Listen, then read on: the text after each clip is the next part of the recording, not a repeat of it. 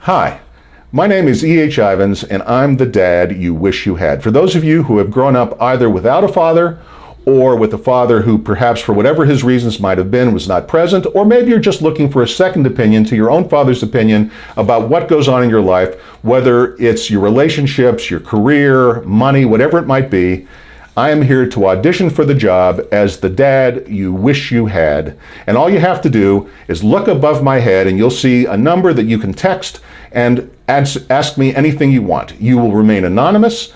I will be able to communicate with you back and forth over anonymous text in case there are questions that I need to follow up so I really understand what it is you're asking me, because obviously I'd like to give you the best answer possible, but I'm not collecting names, I'm not collecting addresses, I'm not collecting anything, I'm not here to sell it to anybody. I'm here to help you as the dad you wish you had. I mean, by the way, not to take anything away from moms, but moms are a very different perspective.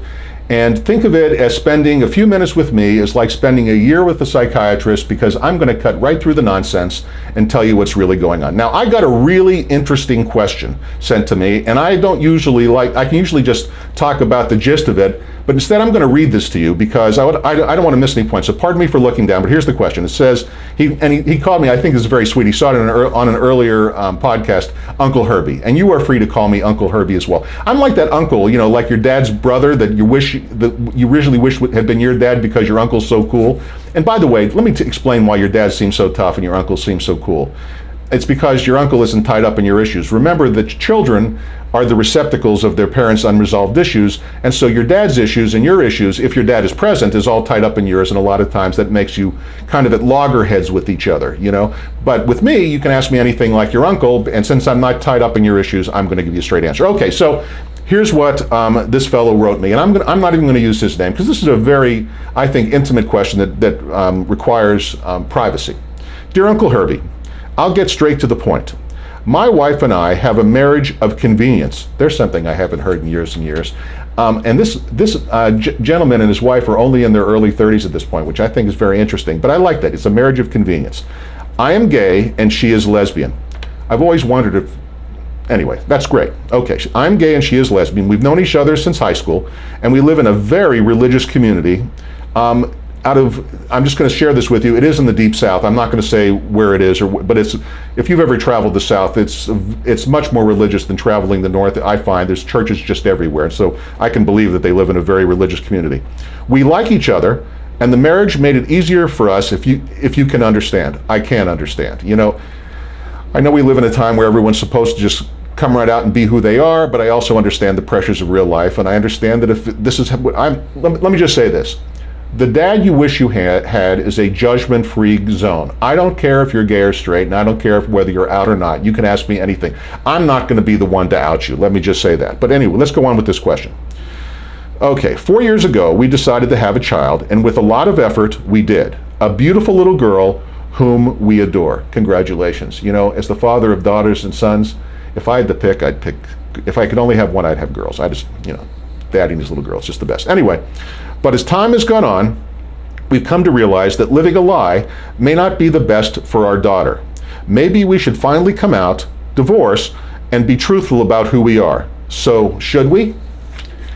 Well, that's a very loaded question, and everyone can understand why I wrote that down, you know, and read it to you as opposed to just wing it as I go. Okay, first of all, should you be honest about who you are, and should you be honest with your daughter about who you are? Well, first of all, she's going to figure it out. You only think. I realize that at this point, 4 years ago, you had your daughter. She's, you know, like 3 years old. She's not figuring out anything. But as time goes on, she is going to figure out that there's something different about mommy and daddy versus other mommies and daddies that she sees.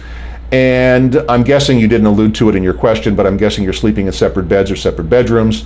And, you know, I've seen this is much more common than people think. It's nice to believe that in the 21st century, everybody can live openly and honestly as they please, but I cannot tell you how many people I know personally where the husband and the wife sleep in separate bedrooms, and the usual excuse is sleep apnea and he snores too much, but, you know, the truth is one or the other is gay and the other, or they're both gay and they're just living a life of mutual convenience. They are, in the old days when I was a little boy, we used to call this being a beard. In other words, letting a gay man pretend he was straight and vice versa. A gay woman pretend she was straight. But anyway, to make a long story short, and it's sad to live that way, and obviously you want to live truthfully, and your daughter's going to figure it out anyway. And besides, lies within family are a very bad thing. Lies are the acid of families. Okay, but then you go on to ask whether, as a result of being truthful, you should basically split from your wife and go your separate ways, but be truthful. Obviously, raise your daughter together, but split and live your lives more honestly. I suppose either take the heat in the community you live in, or maybe move to a more tolerant community where being gay or lesbian is just not a great big giant deal. Okay, here's the thing: you got to stay married. Look, marriage, and this is judgment on my part, but I'm going to back it up with my opinion. Look. The only reason to get married, in my opinion, in the 21st century is to have children. The only reason. There is no reason to get married. I mean, if you want to show commitment, you can be committed without getting into a marriage contract. And you can be committed in many, many, many ways. But if you're going to have children, you got to get married and there are just thousands of well-done scientific sociological studies that show this. There's no guaranteed way, but the most guaranteed way to raise a healthy, well-adjusted child is in a two-parent family. And you have a two-parent family. And okay, mom and dad are, gay and lesbian, but you're still a two-parent family. Male energy is male energy and female energy is female energy, regardless of what your sexual orientation is. And you're both providing things for your daughter that she needs. For example, you as the father, ask me this question. Let me point this out to you. The primary job of a father is to show a daughter who she is in the world. In other words, to impart upon her, you are special, you are worth it, and I'm going to stick with you no matter what. And divorcing doesn't do that. That is not living a good example. Living separate from the mother is showing that a broken family can function, and it really can't. It leaves scars no matter how good the situation is. So, whether or not you and your wife want to live at this point honest relationship with your daughter, that's great. And may I suggest moving to a community where it's not going to be that big a deal. I mean, if you have the money, I'd say, places like Boulder, Colorado, or San Francisco, California, or I'm talking about, obviously, with heavy gay population, but really any university town. I mean, this is the 21st century.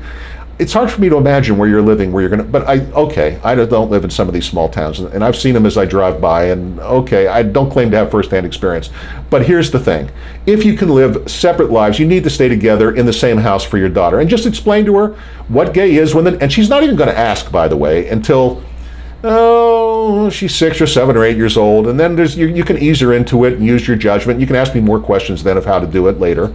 But anyway, to make a long story short, stay together, because you got married and you had a child, and when you did that, you committed yourself to her happiness and forming her fully as a human being, and the best guarantee for that is to stay married. Now, after she's 18 and she'll get what's going on, and mom and dad at this point want to go off and do their own thing, then by all means, do your own thing. But there are consequences to our decisions, and you made a decision to have your little girl, and now the consequence of that is you need to stay married. So while I have two-part advice. One, by all means, come out. Be truthful to who you are and be who you are, but that does not affect your ability to parent as a man and a woman.